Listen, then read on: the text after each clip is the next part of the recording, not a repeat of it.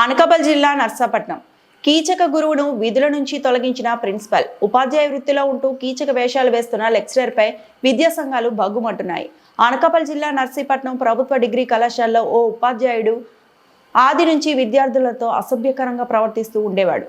అతని వైఖరిపై పలుసార్లు విద్యార్థులు ఫిర్యాదు చేయాలని సమాచారం.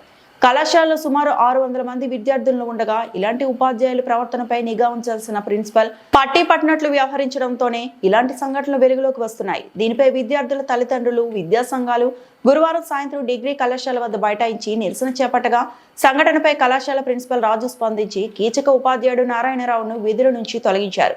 ఇప్పటి వరకు అయితే ఉపాధ్యాయుడిపై ఎటువంటి ఫిర్యాదు ఎవరూ చేయలేదు.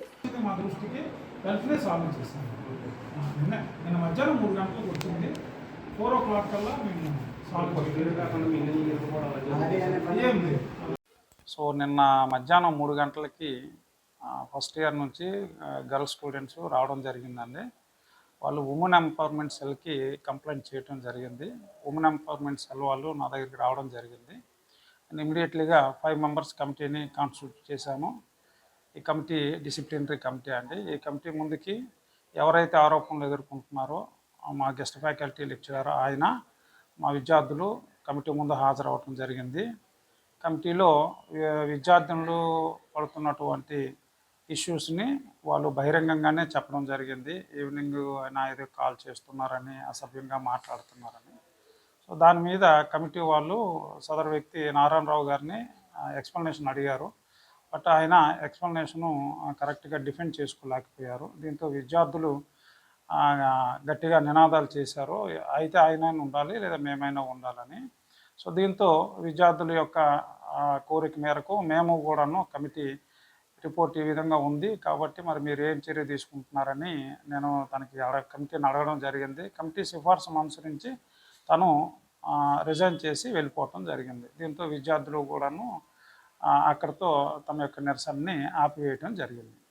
ధన్యవాదాలండి సార్. ఫస్ట్ మా ఉమెన్ ఎంపవర్మెంట్ సెల్కి వచ్చింది, వాళ్ళని డిసిప్లినరీ కమిటీ మేము వేసాము. కమిటీ రిపోర్ట్ని ఆధారంగా అతను రిజైన్ చేసి విద్యార్థుల కోరిక మేరకు రిజైన్ చేసి వెళ్ళిపోయాడు.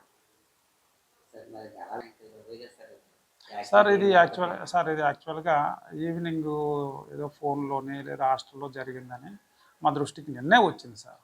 నిన్నే రావడం, మేము ప్రతి క్షణము విద్యార్థుల కోసమే ఇక్కడ ఉన్నామండి. విద్యార్థుల యొక్క బాగోగుల కోసమే మేము ఇక్కడ నియమించబడ్డాము.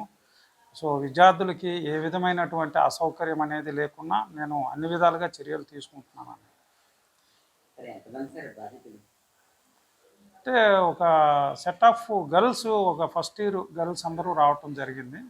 అటు ఒక 2-3 గర్ల్స్ మాట్లాడారు. ఈ మాట్లాడేటప్పుడు ఈ అసోసియేషన్స్ వెనక నుంచి అమ్మాయిలు చెప్పడం, అంటే ఫోటోలకి అలా వాళ్ళు వాయిస్ మాత్రం చెప్పడం జరిగిందండి.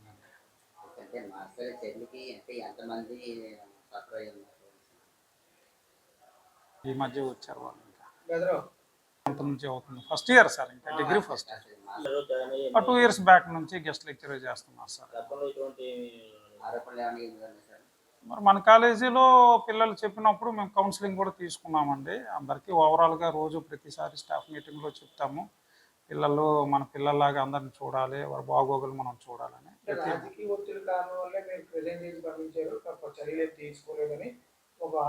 అదేం లేదు సార్, తన వ్యక్తిగత కారణం అని చెప్పి ఆయన డిఫెండ్ చేసుకోలేకపోయాడు వాళ్ళు చేసిన విమర్శలని.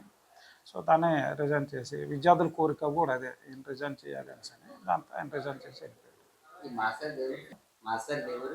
ఇక్కడ మన కాలేజీ పక్కనే ఉంటారు సార్ ఆయన, నర్సీపట్నం సార్. అందరికీ నా పేరు Sai, ABP Narsipatnam city secretary. నేను ఇక్కడ మేము నర్సీపట్నం ప్రభుత్వ డిగ్రీ కళాశాలకు వచ్చాము. నిన్న ఒక ఇన్సిడెంట్ జరిగింది కదా, దానికోసం తెలుసుకోవడానికి వచ్చాము. మేము ప్రిన్సిపల్తో మాట్లాడడం జరిగింది. ఎందుకు సార్ ఇలా జరిగింది ఏంటంటే, ఇప్పుడు వరకు మా దగ్గరికి రాలేదండి, అది నిన్ననే వచ్చింది, మాకు మేము చర్యలు వెంటనే తీసుకుంటాము, అతను కొన్ని వ్యక్తిగత కారణాల వల్ల రిజైన్ చేసి వెళ్ళిపోవడం జరిగింది అని ప్రిన్సిపల్ గారు చెప్పారు. కానీ అలా కాకుండా అదే కొనసాగితే కాలేజ్ మొత్తం అలాగే, లెక్చరర్స్ మొత్తం అలాగే ఉంటారు, స్టూడెంట్స్ మొత్తం చాలా పాడైపోతారు. అది మీ ఏబీవీపీ అనేది తీవ్రంగా ఖండిస్తున్నాము. అదేవిధంగా ఇంకా కఠినమైన చర్యలు తీసుకోవాలని ఏబీవీపీని